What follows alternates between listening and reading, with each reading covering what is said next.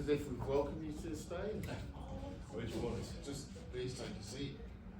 Okay. But I was going to welcome you down to the stage, but you're here already. So welcome to the stage the cast and crew from Angel Lust. Thank you. I'd also like to welcome down Rosario, if you'd like to join us, please, and Danny. So these are our two filmmakers involved in the film, Behind the Reflection and Strings Attached. I think this is a nice complimentary Q&A. Thank you. That's for you. Is that my selection?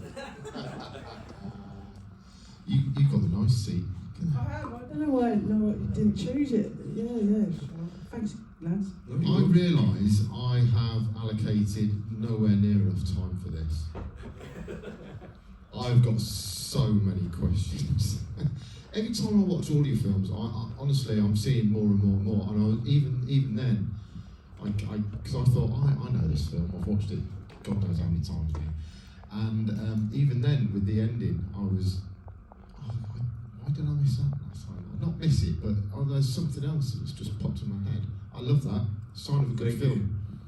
So I've got some questions, and then obviously these guys are going to be available all day, as we like to do in the festival. You know, we sort of generate a bit, get the juices flowing, and then we can grab each other down in the Q&A in the cafe, and we can talk to each other. And I think that's better than just throwing questions.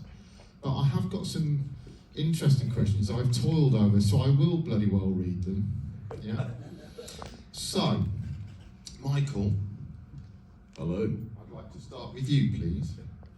So, on the surface, yeah, we could call this a gothic time travel love story. Yes. Thank you. Was that your question? No. All right. But it's so much more, isn't it?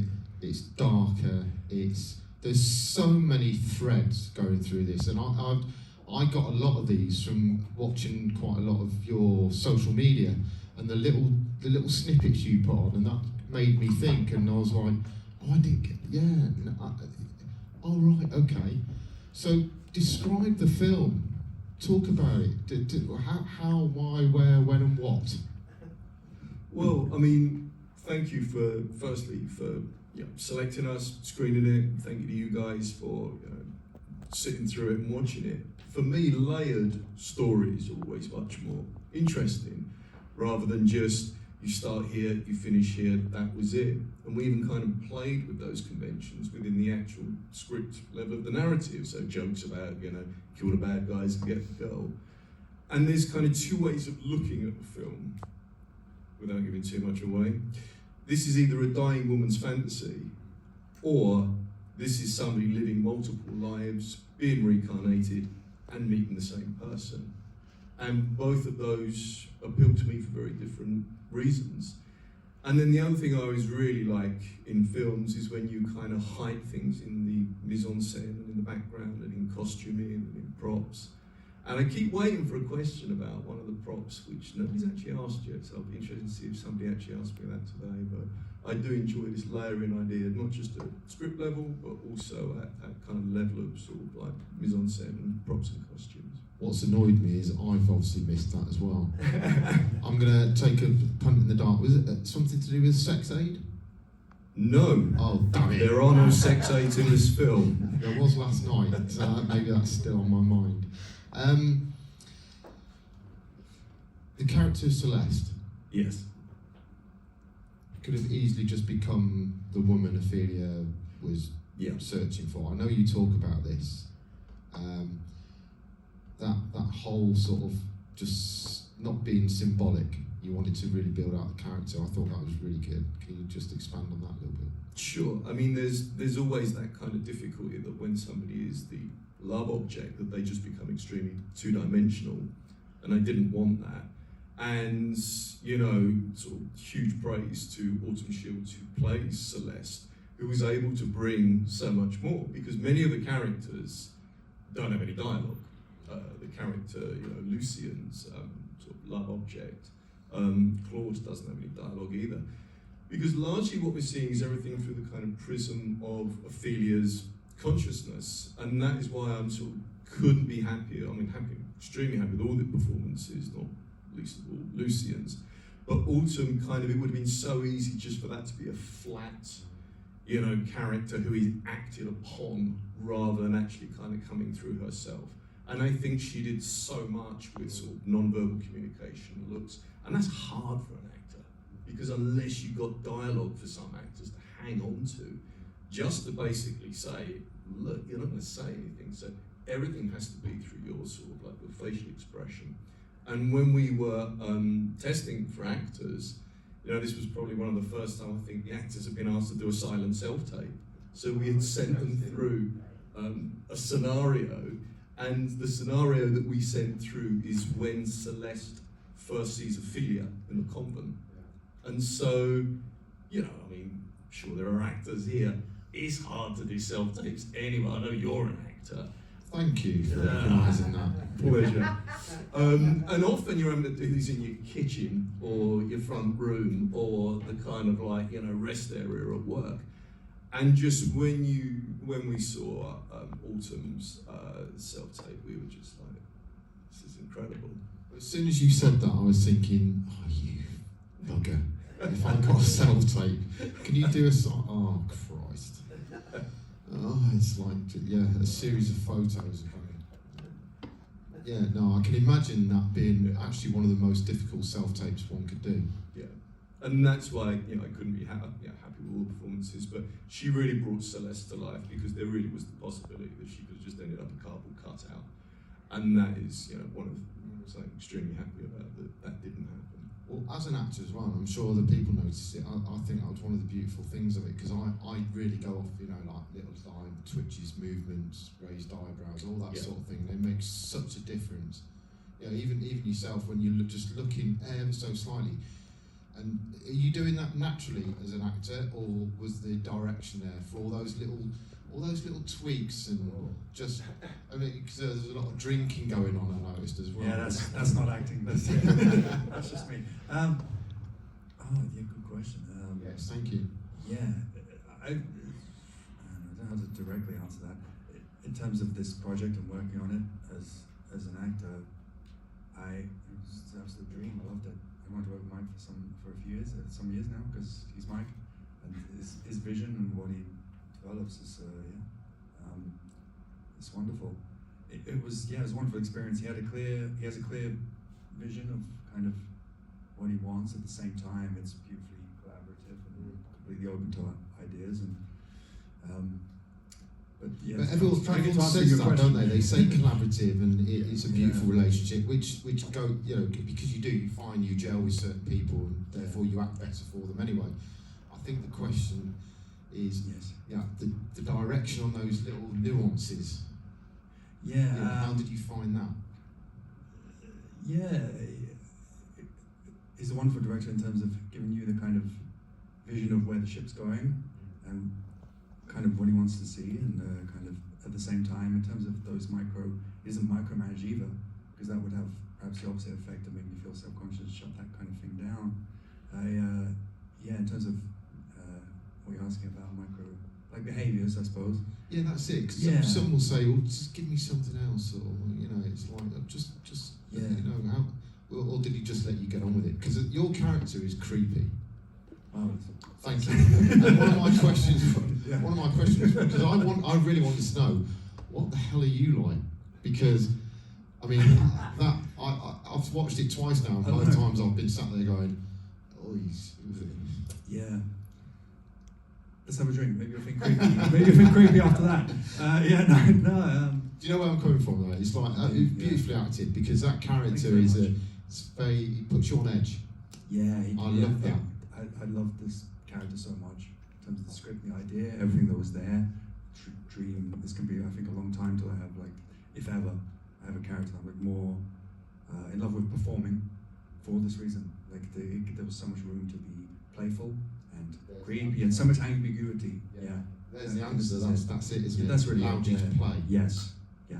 The material was so rich and he let me go with it and helped me with that. And the film lends itself to that. You must have absolutely. You must have got sort of engrossed in that feel as well. You know. Oh, I loved it so much. Yeah. So I won't just direct the question questions to the actors, and this is like the actors, isn't it? Doing a podcast. Right, so, can I ask one more question then? I want to just ask the other guys something as well, because it all links in. Describe it as a horror, coming less from monsters and jump scares, and more like people, irritation, intolerance. You can tell I've done my research, can't you? Yes. Yeah. Is this the first thing you sort of go down with your scripts? Because would you say you're genre specific, or you know what teases these scripts out of you? Because you know you're well known on the circuit, you're well known in the independent film industry. You know what gets these juices flowing, Michael? Several ideas occurred to me, which all kind of happened at once. And, you know, I'm sure there are creatives in the room. The thing is just this idea of being open to ideas that come your way. I had a close friend from the LGBT plus community die around about the time that I was writing this. It was very unexpected. And I was also thinking of this idea from a short story that I must have read 35 years ago by an American writer called Ambrose Bierce, which is called An Incident at Owl Creek Bridge, and it's about a man who is executed during the American Civil War. Then as he's executed by hanging, the rope breaks and he escapes. I can say this because you've seen the film now. And then he imagines that he's swimming down the river, then he's running through the woods and they chase him, and eventually he gets home. And as he puts his hand on the door of his house, he then dies. Because actually this has just been a death fantasy and none of it was true, and this has happened in the dying seconds of his life. So that was an inspiration, but so also was the idea of reincarnation. You know, if we do come back, are we just going to repeat the things that we've always done and run up against people who we met last time we were here? And in terms of the kind of genre question, I'll be honest with you, I find genre can be a bit of a prison, insofar as people say, it's not really a horror movie. And you kind of go, well, what is a horror movie? I'm sure most movies to a greater or lesser degree have some element of horror in them. But we often kind of find this, and you know, thankfully there are sort of festival directors like yourself who don't have this very binary approach to genre in terms of kind of like, oh, well, it's not this and it's not that, so I'm not going to show it. If anything, I like to challenge genres and actually kind of like put them together. If you look at anything that has been successful in recent years, whether it be a Netflix show or, you know, a movie that's really broken out, this is invariably the text will have kind of used elements from various genres rather than just stuck to the simple tropes of just one genre. Which is why it was so bloody difficult for me to look at all my genre awards and nominations, because you're right, things start spanning across, there's just not out and out, and that's the way I think as well. So I think that's probably come across through Sleepless Nights, actually trying to fit things, because things don't fit in boxes and things shouldn't be fit in boxes, and I like that through the filmmaking as well. Thank you. Something else I'd like to give a real shout out to is actually the visuals of Angel Lust. And the gentleman sitting next to me is a collaborator, and you know, we do work in partnership as we do with our talent. And you know, big shout out to Kamal Yildirim's you know, cinematography, which I think if we didn't get that dreamlike ambience through the visuals, I think we'd have failed, frankly. Even though we had good performances and good scripts, it is a whole package. And you know, so thanks, mate, for you know, your cinematography. It really you know, really contributed to what I wanted and what, you know, sort of we as a team wanted. And it's difficult to keep that through a feature. Yeah. You know, it makes life so much more difficult. Yeah, and it's appreciated because it not only is it a great watch, it challenges the story, and you're not picking holes in the visuals and the sound and all the rest of it. So yeah, no, it's beautiful. It really was. Thank you. I'd like to just ask a few questions of our other guests as well. Yes. So, Rosella, Hello. are you ready? I'm ready. I'm ready to go. Yeah. I bloody love your film. Thank you so much. I thought your performance in it especially stood out for me. And I know it did for others as well, because obviously, you know, we did the judging. We were really transparent. I got 6 or 7 people. We've had bloody arguments. arguments about what we like, what we don't like, and all the rest of it.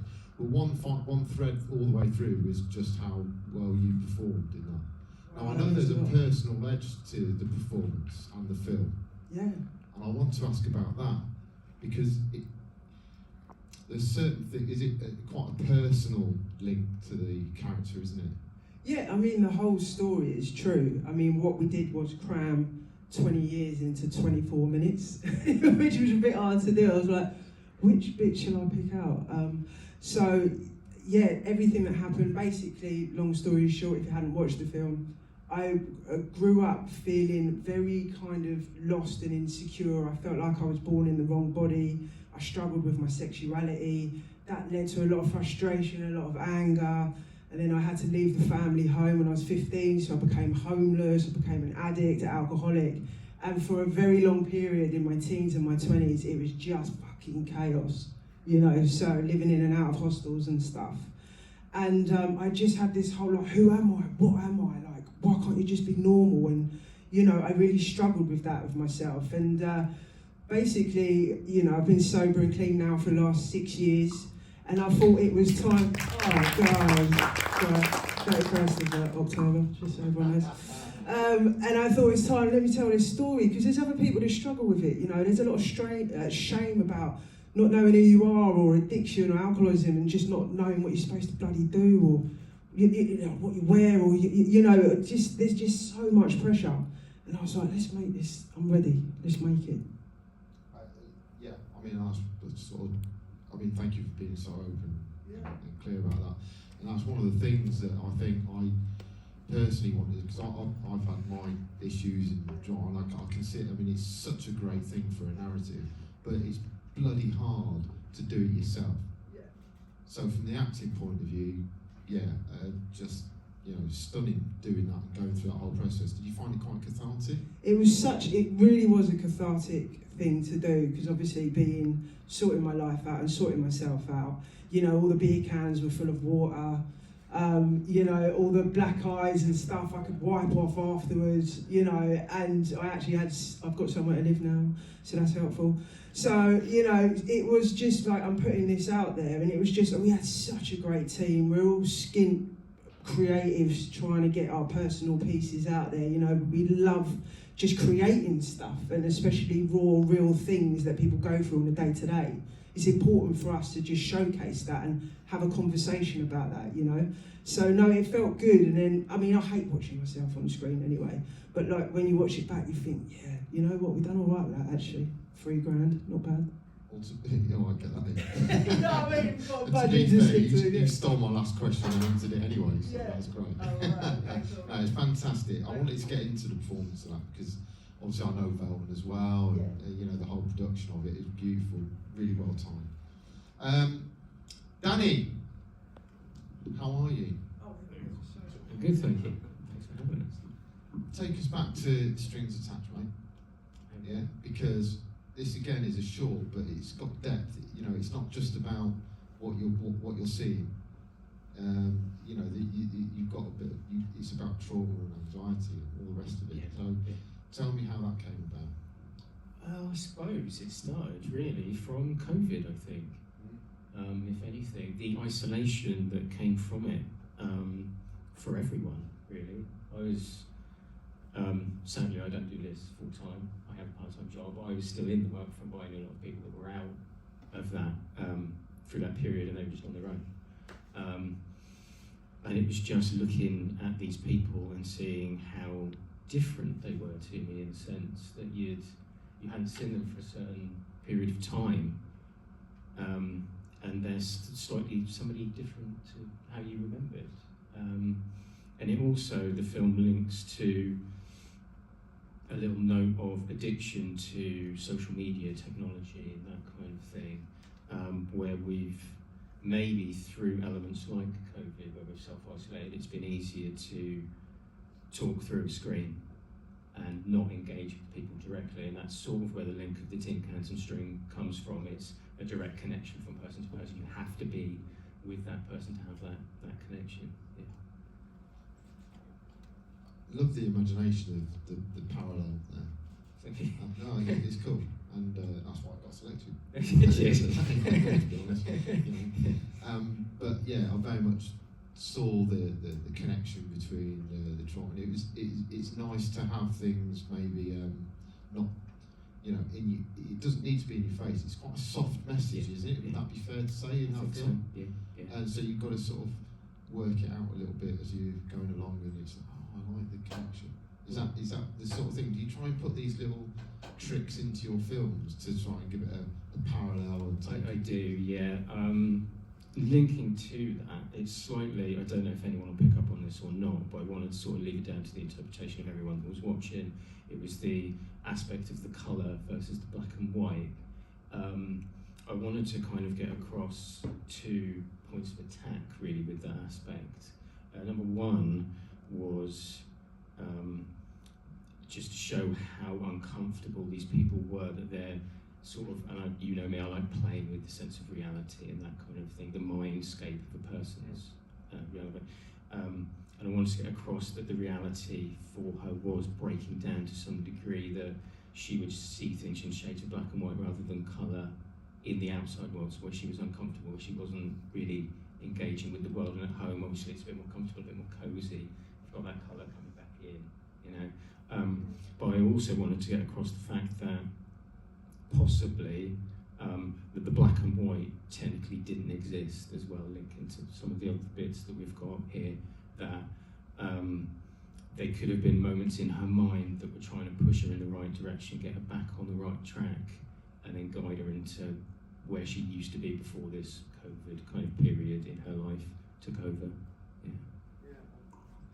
I love the cleverness behind films. Guys, open to the floor. Has anyone got any burning questions? Chuck a hand up. No? Anyone? Anyone?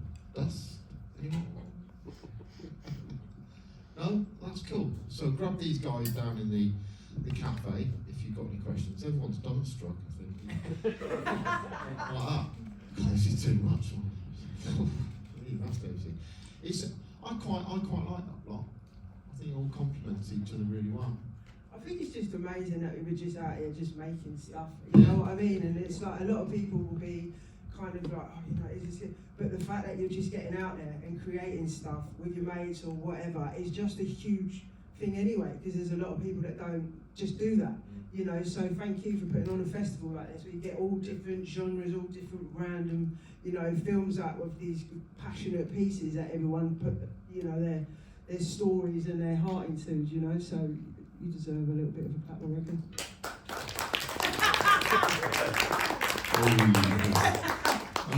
Which award did you want? Right, go and enjoy yourselves, guys, and Thank you. coffee, teas, Thanks and a lot. stuff, and then